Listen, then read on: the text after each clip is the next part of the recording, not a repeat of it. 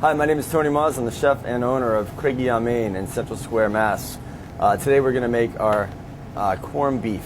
It's a really simple recipe. The only thing that you really have to take into account is time. It takes a good 5 to 7 days to cure the beef properly before you can cook it.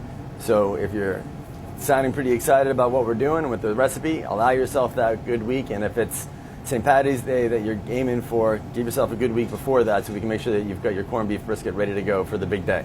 So real simple, we're going to just start by making a brine. We've got water in this pot, and we're going to add salt, sugar,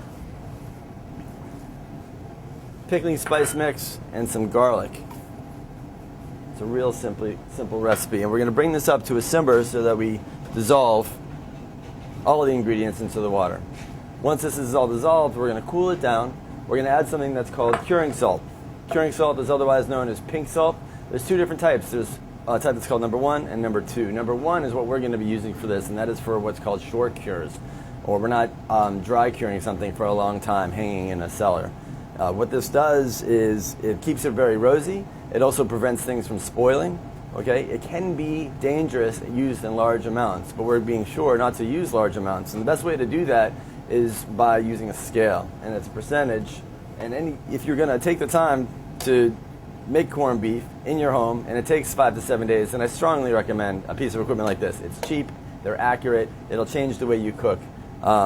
We do everything at the restaurant in grams. Of course, you can do it at ounces at home, but nothing is more accurate than weight. Everything is interpretive when you're using tablespoons and cups, but weight is the way to go. So we've weighed this out, and as soon as the brine comes up and we cool it down, we'll add the pink salt, or the curing salt, and then we'll put the corned beef into the brine and let it rest. Okay, so we have our brine done, almost done. It is now cooled, and what we're going to do now is add our curing salt. The reason why we add it when it's cooled and not when it's hot along with everything else is that there are properties to this salt. It's a different actually type of salt, and if you add it when it's hot, it kills the curing properties. So this is a mistake that a lot of people frequently make, and then they would turn around a week later and look at their meat and say it's not cured properly. So make sure that it actually has come down to at least room temperature, if not cooler, and then simply add the curing salt, and we'll whisk that in. Now, it's going to add our brisket. Really want to just sort of advocate on behalf of the local and the grass-fed, if at all possible. Flavor is going to be significantly better than anything commodity. Plus, we're doing all the right things, making all the right decisions. So this is coming from a great local farm. It will be a little bit leaner. It still has some nice fat. It won't have some of the marbling that some commodity meat might have, but at the same time, the flavor, to me, is going to be exponentially better. So this is cool. We're just literally going to lower the brisket into the brine, make sure it's completely submerged, and then we're going to let it sit. Of course, you're going to be asking, well, how do I really know when it's cured? The best thing to do is to cheat, and that is to just make a little incision after about 5 days, and you're going to see a rosiness that's different than the natural meat color. And if it hasn't gone all the way through, you know it's not quite brined enough. You can do things like injecting it if you want to. If you had a really thick cut of brisket, you can use, they make actually brine injectors. They look like big honking needles, and you can shove it in there, and that'll help you, or that'll expedite the process. Not necessary, but it might be helpful and something to consider. So we are going to now put this in the fridge. We'll cover it. We don't want anything spilling in there, and we don't want it getting any aromas from the refrigerator. And we'll come back and we'll check it in 5 to 7 days. Okay, so fast forward. Here we are magically at day 7.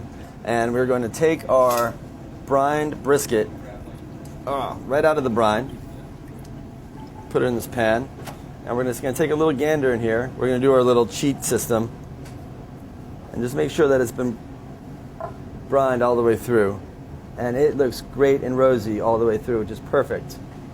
So 7 days for a good 5-piece seems to be a pretty good rule. Now what we're going to do is we're just going to give it a little rinse. We're going to empty, throw away the brine. There's no use for the brine at all at this time, so totally toss that. We're going to put our brisket back in the pot and braise it, or stovetop. Okay, so after all that waiting, we are now going to actually cook the brisket. A pretty simple process. What we're going to do is we're just going to take our brisket, put it in the water. I say water in the recipe because that is the easiest. If you have chicken stock or beef stock handy, absolutely, you could substitute that. But water will do just fine for the purpose because there's already a lot of flavor going on in this brisket. And then we're going to add our onions. to the court bouillon or stock. Carrots, celery root, garlic, a couple of bay leaves, a little bit more of the same spice that we used in the pickling itself, so the pickling spice mix. And then I add some parsley and some thyme. And we're going to press this down. And we're going to bring this up to a simmer until it begins releasing a little bit of the scum. And when you see that sort of frothy white stuff coming up, that's actually not anything you really want in there. It's not terrible, it's not going to kill you, but there are impurities, and you'll have a lot of cleaner flavor, and the broth will be a lot clearer if we actually skim that off. So after we skim it, we're going to cover it.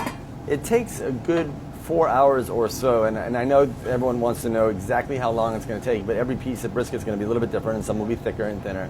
So let's use 3.5 or 4 hours as your ballpark, and then use a cake tester or a fork, and literally until it's fork tender and it comes out nice and clean. We don't want to let it boil. That's really important. Just a real slow simmer. An alternative method would be as if you had a really good braising pot or an earthenware casserole or something like that. You could absolutely treat this as an oven braise. 325, same thing, covered, and about the same amount of cooking time, whatever is most convenient for you in your house. And then when it's done, we're going to let it cool to room temperature and then put it in the fridge, ideally, and let it sit overnight. A couple of things are going to happen. If you let it sit, the flavors mature. The liquid gets absorbed again by the meat, and you'll have a much better flavor and texture for the meat. Of course, you could eat it that day. It would be great. This is going to be an outstanding piece of meat. But if you're really looking for perfection, we always let all of our stews and braises sit overnight at the restaurant. Okay, so here we are with our cooked brisket. I've just taken a piece off. You don't have to serve everything at one time, and it keeps in the liquid actually for a good long time now that it's been braised really well. And you can see the wonderful color that's in there. One of the things that I like to do is actually slice the brisket when it's cold. You'll get a much neater slice. Of course, you can slice it warm. It just tends to be a little soft because you've cooked it so beautifully. You want it to be meltingly tender. So you slice it cold and then reheat it in the broth slowly just to heat it through. Another part of the brisket that's really important is that you want to make sure that you're cutting it against the grain. And with brisket, it's actually pretty obvious. And you can see right here that the grain is going this way. And this is literally what we mean with the fibrils of the muscle tissue. So you're just literally going to go right against it. If you were to cut it with the grain, it would fall apart and would be much chewier.